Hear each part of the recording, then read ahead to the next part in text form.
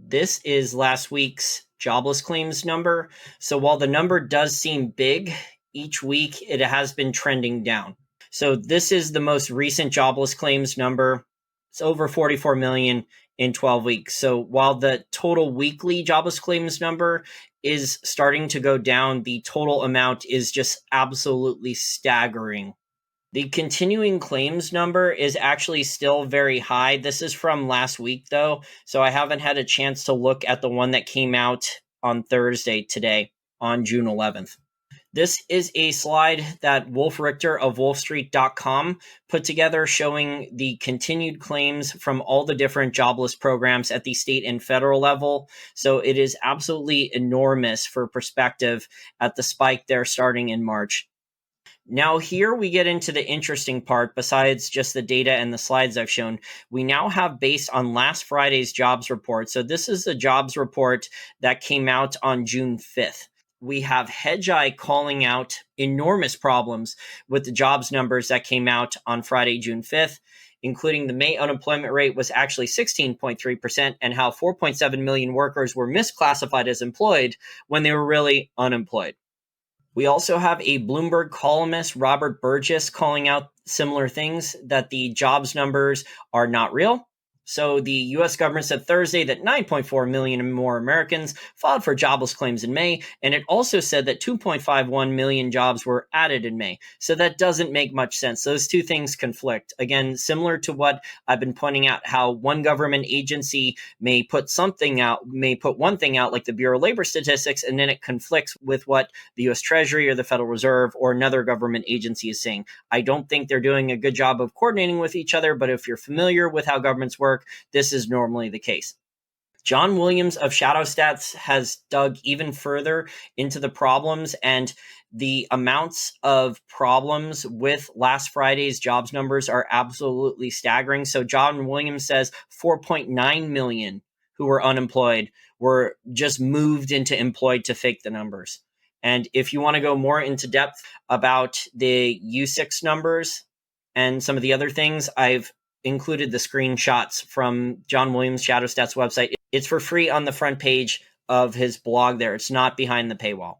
But he is calling out last Friday's, I would call them fake jobs numbers, that Trump is pumping, that Fox News is pumping, that the Trump supporters are pumping, about how the economy is miraculously recovering despite a lot of the data everywhere we're seeing, other than the stock market.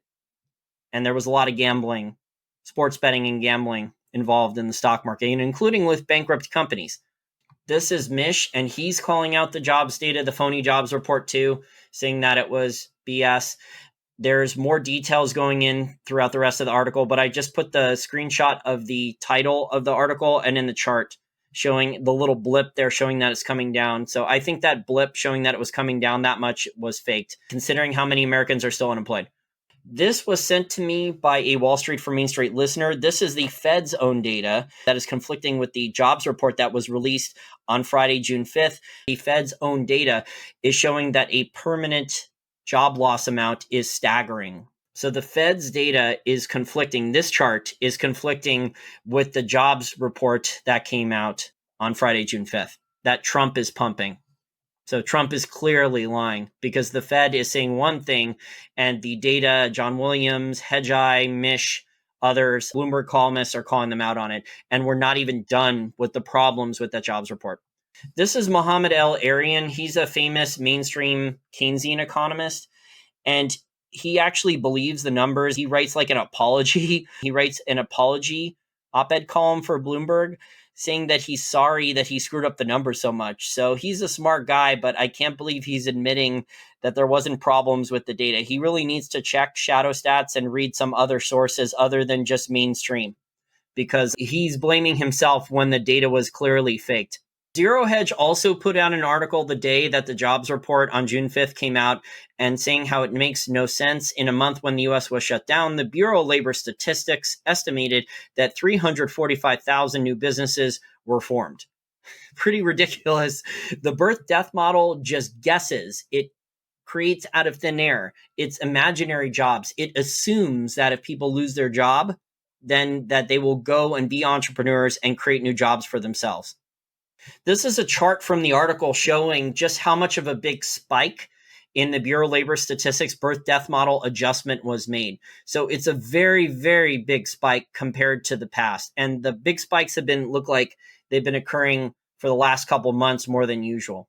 But I have serious issues with Bureau of Labor Statistics and the stuff they report. John Williams has been calling them out for years. All these government economic data, and it's not just the US, but there's flaws with all of it. But it seems all these governments are hell-bent on stagflating tax and lying about economic data to fit their agenda.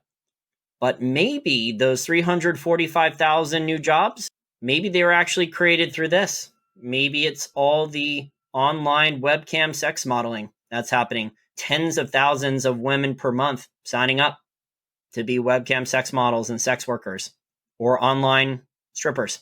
We live in crazy times, don't we? Welcome to dystopia. So until the economy gets back to normal economic activity, we're going to see a lot more craziness like this, a lot more fake economic data where the numbers are just grossly manipulated. And then Trump's going to be pumping this, of course, because there's an election coming up. It's not that far away. And then we're going to see people adapting, desperate for money, desperate to do stuff like this, what you see there on your screen. And some of these women make a lot of money. Some of them make way over $5,000 a month. I've even seen articles, some of these women make a couple $1,000 a week, but some of them make nothing even close to that. There's a lot, so many thousands signing up. There's too much supply right now. They're hurting each other financially. At least some of them are. So bottom line here, I think it's clear, and there's a lot of people calling out President Trump, the Trump supporters, for this fake jobs report data that came out on Friday, June 5th. Supposedly over 2.5 million new jobs were created, and there's very little real world evidence that this is the case. The Bureau of Labor Statistics created out of thin air 345,000 new jobs with the birth death model, and there was enormous flaws in the data. And John Williams of Shadowstat says this has been going on for 3 months of fake jobs data with the Bureau of Labor Statistics. So the last 3 months, John Williams has said they've been even more egregious than normal. So it looks like they're being pressured by President Trump. Presidents have done this in the past, where presidents, whether it's Lyndon Baines Johnson or others, have forced the Federal Reserve or other government agencies to help them out, especially in an election year. So it looks like that this is the case. President Trump definitely had the jobs numbers faked even more than usual on Friday, June 5th. We'll see what happens in the coming weeks if that continues.